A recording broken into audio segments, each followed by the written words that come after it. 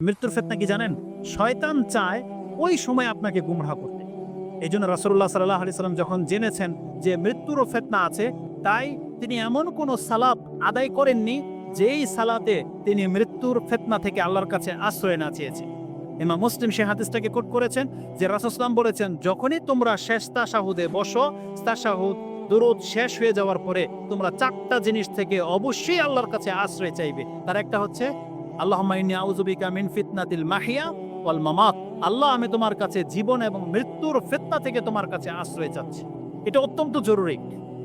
মৃত্যুর ফিতনা থেকে যে ব্যক্তি আশ্রয় না চাইবে, সে মৃত্যুর ফিতনায় পতিত হয়ে যেতে পারে। ওই সময় আল্লাহ সুবহানাহু ওয়া তাআলাকে সে গালি দিয়ে ফেলতে পারে। ওই সময় সে মুখ দিয়ে কালেমা নাও বেরোতে পারে, সে মুখ থেকে যা ইচ্ছা তাই বেড়ে যেতে পারে। শয়তান তাকে বিভ্রান্ত করবে। এই জন্যে আল্লাহ চাইলে আবার আপনাদের সাথে দেখা হবে কিনা জানি না, তবে এই মৃত্যুর জন্য, ভালো মৃত্যুর জন্য দুইটা কাজ আপনারা করবেন। মৃত্যুর ফিতনা থেকে আল্লাহর কাছে সবসময় আশ্রয় চাইবেন, আর সবসময় আল্লাহ সুবহানাহু ওয়া তাআলার প্রতি ভালো ধারণা রাখবেন। আল্লাহ আপনার সাথে যা কিছু করেছে আপনি মেনে নেন যে আল্লাহ, আমি তোমার উপর সন্তুষ্ট। মৃত্যু পর্যন্ত আপনি আল্লাহর উপর সন্তুষ্ট থাকেন এবং আপনি আশা রাখেন ইনশাআল্লাহ হলে যে আল্লাহ আপনাকে ক্ষমা করবে। এই আশা নিয়ে বেঁচে থাকবেন, যখন তখন আল্লাহর কাছে ক্ষমা চাইবেন এবং আপনি মরে যাবেন এটা ভেবে পৃথিবীতে চলাফেরা করেন ইনশাআল্লাহুল আজিজ। এটা যতদিন আমাদের স্মরণ থাকবে, আমাদের পাপ অতটা হবে না যতটা পাপ হয় আমরা মৃত্যুকে ভুলে গেলে আল্লাহর সামনে দাঁড়াতে হবে। এটা আমরা যখন ভুলে যাই তখনই আমাদের দ্বারা পাপ হয়। যেই বিপর্যয় সারা পৃথিবীতে ছড়িয়ে আছে, আল্লাহ তুমি আমাদেরকে সেই বিপর্যয় থেকে মুক্ত করে দাও।